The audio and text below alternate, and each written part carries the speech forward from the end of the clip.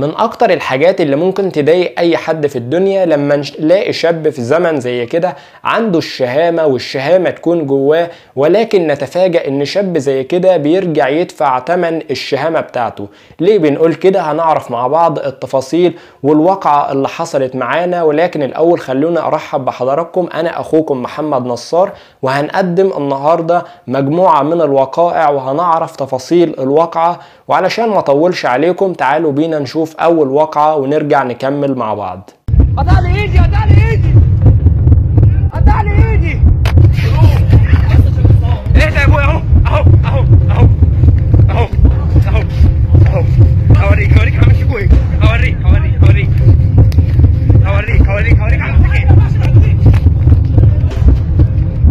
قطع لي ايدي، قطع لي ايدي، قطع لي ايدي.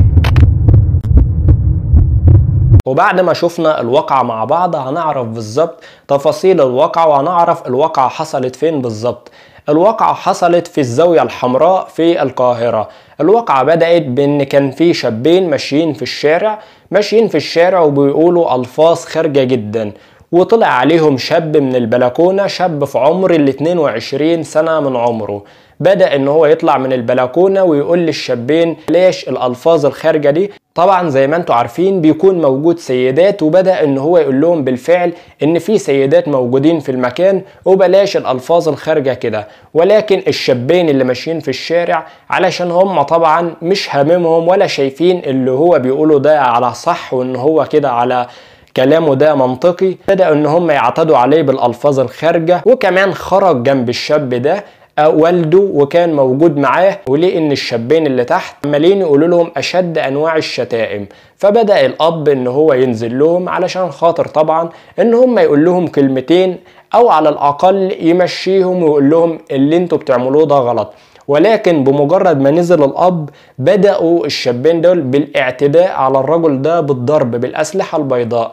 ولكن لحسن حظ الرجل ان هو بدأ ان هو يجري منهم علشان خاطر طبعا لان هو لو وقف لهم لان الموضوع جد وان هم بالفعل هيضربوه. طبعا علشان زي ما قلنا في اول الحلقة عندنا طبعا شهامة الشاب ده، بدأ ان هو ينزل هو كمان علشان خاطر يشوف الشابين دول بيعتدوا على والده بالفعل وبيضربوه. فبدأ ان هو ينزل علشان خاطر يشوف التفاصيل ويعرف ايه اللي بيحصل بالظبط، لان شخصين زي دول جايين قدام بيتهم كمان بيشتموا بألفاظ خارجة وكمان ضربوا والده. ولكن بمجرد ما نزل الشاب ده بدأوا هم كمان بالاعتداء على الشاب ده زي ما شفنا في الفيديو بالظبط. بدأوا ان هم يضربوه، والشابين دول يعني زي ما شفنا في الفيديو هم صغيرين في السن، ولكن كان معاهم في حوزتهم أسلحة بيضة. وزي ما شفنا في الفيديو كده ايديه اتعورت جرح كبير جدا، وعرفنا ان هو اخد في ايده 46 غرزة. ولكن طبعا هم بيضربوه بدأوا الجيران اتجمعوا طبعا على الصوت وعلى صوت الخناقة اللي بتحصل. بدأوا ان هم يطلعوا ومسكوا واحد منهم، لما مسكوا واحد منهم التاني بدأ ان هو يجري وهرب منهم بالفعل. والشاب اللي هم مسكوه ده فضلوا متحفظين عليه لحد ما الشرطة جات واخدت الشاب ده. ولكن الشاب التاني اللي جري طبعا لحد النهاردة الشرطة لسه ما مسكتش الشاب ده. يا ريت هو هرب منهم وكده وبس، لا ده كمان بدأ ان هو يستفز في الناس دي، يستفز في الرجل وفي ابنه اللي متعور وفي والدته. بدأ ان هو ينشر ستوري على الواتساب والفيسبوك وجميع المواقع التواصل الاجتماعي ويستفز فيهم ويقول ضربتهم قدام بيتهم، عورت ابنهم، لان الشاب ده اصلا من الشارع اللي من بعدهم. ولكن هو طبعا هربان وبيستفز فيهم. واللي بتحكي الواقعة دي كلها على لسان والدة الشاب اللي هو المجني عليه اللي هو واخد في ايده 46 غرزة. واقعة زي كده واقعة صعبة جدا، واقعة صعبة جدا. اتنين زي شباب زي كده ان هم يمشوا في شوارع زي كده، هم يقولوا الفاظ خارجة. وطبعا زي ما احنا عارفين البيوت بيكون فيها سيدات، مش يطلع شاب زي كده او شابين زي كده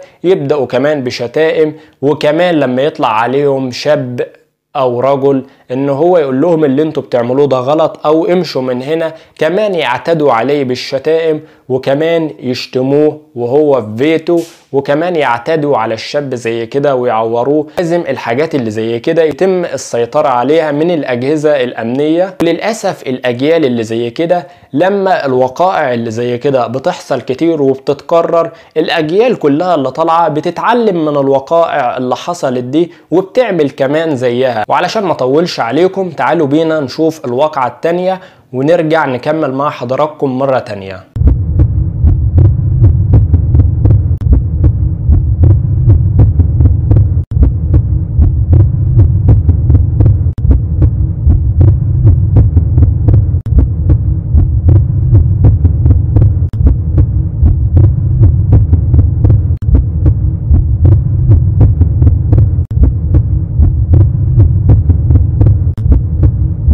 زي ما شفنا شاب بدأ ان هو يدخل مطعم ويكسر الحاجات اللي في المطعم ويعتدي على الناس اللي فيه، وده كله بيكون بسبب ان واحد زي كده بيكون متعاطى مخدرات. ان هو يعمل حاجات زي كده طبيعي مش هيكون في وعيه تماما، وده كله بيبقى ناشئ عن المخدرات وشرب المخدرات. وزي ما كلنا عارفين ان المخدرات بتعمل حاجات اكتر من كده، وان هو اصلا باين ان هو مش في وعيه، وان هو يعتدي على مطعم بالشكل ده حاجة تبين ان هو مش في وعيه.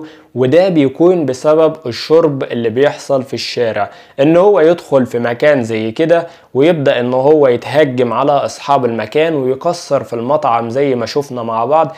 ده كله بيكون ناتج ان شاب زي كده بيكون شارب مخدرات وماشي في الشارع متسوح زي ما كلنا بنقول وعارفين، ويبدأ ان هو يكسر، مرة ان هو يعاكس في بنت بقى، مرة ان هو يضرب في رجل، مرة ان هو يدخل في مطعم زي ما شفنا مع بعض في الفيديو وانه يكسر في المطعم زي ما شفنا. طبعا حاجات زي كده احنا في غنى عنها، ان احنا نبعد عن المخدرات، نبعد عن التدخين، نبعد عن الحاجات دي كلها. ده في حد ذاته حاجة كويسة جدا ان محدش يقرب من حاجة زي كده. والناس اللي هي لسه ما بتشربش يا ريت ان هي تشوف معانا فيديو زي كده وتشوف سبب اللي بيحصل، تشوف المخدرات بتوصل الناس لفين، وان هي بتخليه ماشي في الشارع مش دريان. هتقولي لا انا بكون دريان على طول لما بشرب، لا، مرة مع مرة بتوصلك لمرحلة زي كده. هنشوف في الحلقات اللي جاية مجموعة زي كده من الوقائع، وهنعرف بالظبط برضو تفاصيل الوقائع. ونتمنى ان ربنا يصلح حالنا وحالكم وحال بلداننا العربية ويحفظ بلدنا مصر ان شاء الله. ولو انت من الابطال اللي وصلت لحد هنا ما تنساش تدعمني باللايك بتاعك الجميل، ولو انت مش مشترك في القناة ما تنساش تشترك وتنزل تحت تكتب لي في التعليقات الصلاة والسلام على رسول الله صلى الله عليه وسلم. والسلام عليكم.